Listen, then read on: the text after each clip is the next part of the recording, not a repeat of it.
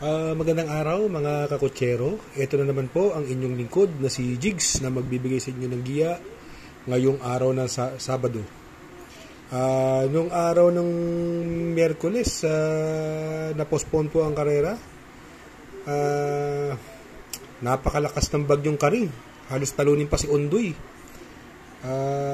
Bagamat ang aming bahay ay pinasok ng baha at naglimas tayo ng baha nung nakaraang Miyerkules.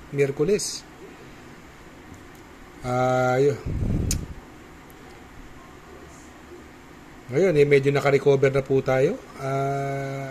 Uulitin ko, itong aking giya ay purely review and analysis ko labang at walang halong information. Simulan na po natin. May 8 karera po ngayon sa araw na ito at ang karera po ay magsisimula ng alas 3 ng hapon. Race number 1, dito po magsisimula ang unang pick 5, Pilracom rating based handicap system race, class 5, 5 split placers. Distance is 1400 meters. May 6 na kabayong tatakbo.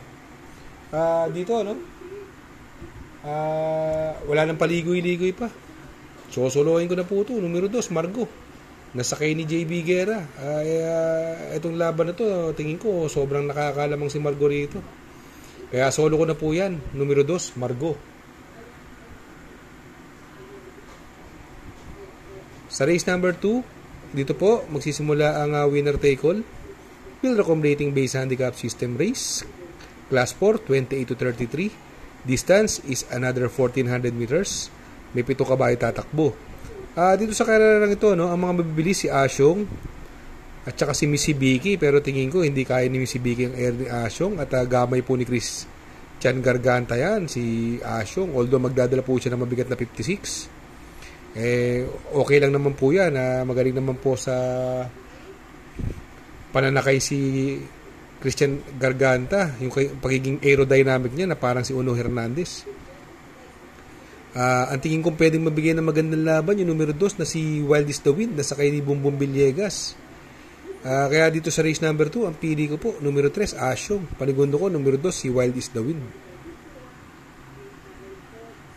Sa race number 3 dito po magsisimula ang pick 6, Pilracom rating based handicap system race, class 4, 16 to 21 split, 1400 meters is the journey.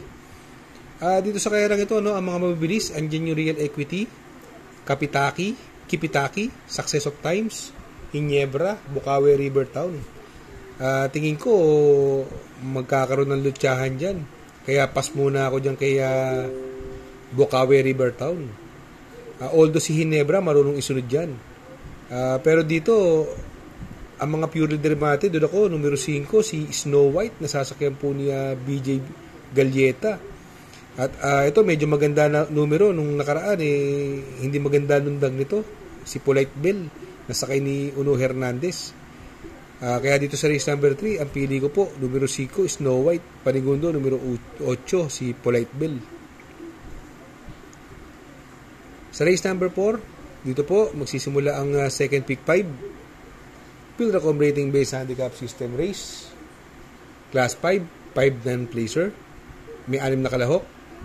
Dito wala ko nakikita ang ibang bubuliglig kay Prince Arman, mga purely dramatic sila, Honey Rider, Jumbo, Westpacol at saka si Crown in My Head. Sa tingin ko makaka-solo air ito si Prince Arman, gamay po yan ni JR Sargent de Ocampo at buenas po yung hinete na yan. Ang ganda pa ng numero, unang lundag, siya kaagad ang mauuna rito, nasa mababang numero. Kaya dito sa race number 4, susuluhin ko na po yan, yung numero 1, si Prince Arman. Sa race number 5, dito po magsisimula ang pick 4, Pilracom rating based handicap system race, class 5, 11 to 15 split. Distance is 1400 meters. May 10 kabayong tatakbo. Dito sa kaya lang ito, mga mabibilis, andyan yung Mr. Aldrich, si Heart of Steel at Lucky Julian. Pero ito si Lucky Julian lately hindi na ganun katulin. Kaya palagay ko isusunod lang siya rito. Si Potential, ang lakas ng tinalo na nakaraan, si Bohemian, long shot po siya ron. Siya yung pinakadihado sa karera yan. Si Potential. Ngayon, baka makaulit po yan. Excuse. Pero, Doon ako sa numero 10 na si Mr. Brown na binigay na kay Patty Dilema. Sa tingin ko, ito ang horse to beat dyan, si Mr. Brown. At ang panigundo ko po rito, yung binilik na kay Claro Espare, yung numero 2, si Kalangaman Island.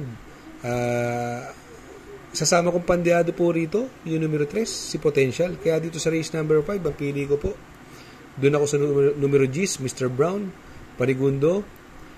Numero 2, Kalangaman Island. At sasama kong pandiado yung numero 3, si Potential. Sa race number 6, Pilracom rating based handicap system race, class 5, 6 to 10 split. 1,400 meters is the distance. May siyam na kabayong tatakbo. Dito sa karerang ito, ito mabilis po dito yung Crown Jewel. Sa tingin ko, ito po ang mauuna sa karerang ito. Itong si Rule the World, noong February 17, nanalo po yan si Rule the World.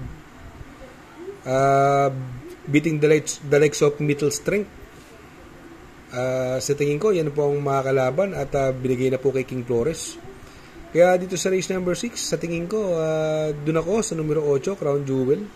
At panigundo ko dito, yung numero 6, si Rule the World. Sa race number 7, penultimate race, Pilracom rating based handicap system race, class 4, 22 to 27 split.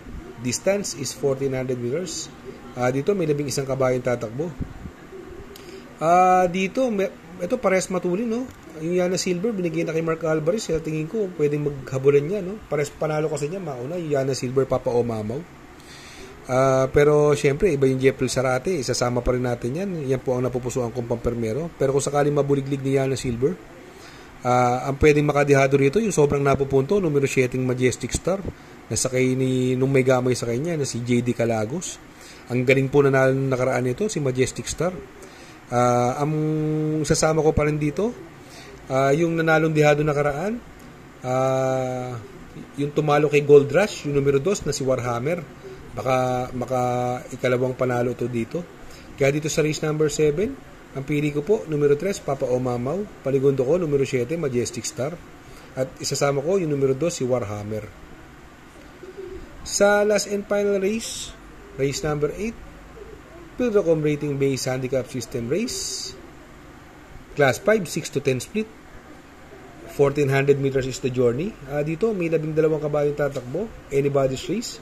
Ang mga may panalo po dito, yung instant message, ang bigote, step bell, bali bell, kahit sino ka pa, lightning bolt.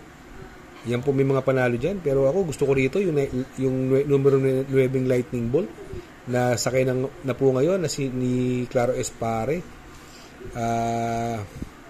Alam naman nating kapiraso lang nagkatalo yan kay Bossa Nova. Yung numero 7, Bali Bell, sakay ni Jeffrey Sarate. Sa tingin ko, yan ang possible na maganda-gandang laban niya dyan. At yung numero 8, sa tingin ko, solo air ito, yung kahit sino ka pa, nasakay ni Dan Camanyero. Pwedeng pag nakabuo ng air ito, may paglalagyan po sila dyan. Yung ang bigote, bali-balita lang po kayo dyan, no? Pag yan nilabas, sa tingin ko, yan ang magiging horse to beat dyan. Kaya lang, makibalita po tayo. Kaya dito sa race number 8, sa last and final race, ang pili ko po, numero 9, Lightning Bolt. Panigundo, numero 7, Bali Bell. At sasama ko, pandihado, yung solo ere, numero 8, si kahit sino ka pa. Good luck mga kakutsero. Sana po ay matapat ang ating giya. At yung mga nakasunod, sana po magsitama po kayo. Mag-ingat po tayo lahat, mga kakutsero. Ako yung makikisuyo lamang na please like, share, subscribe, and hit the notification bell para updated po kayo sa aking mga giya. Good luck po and happy racing.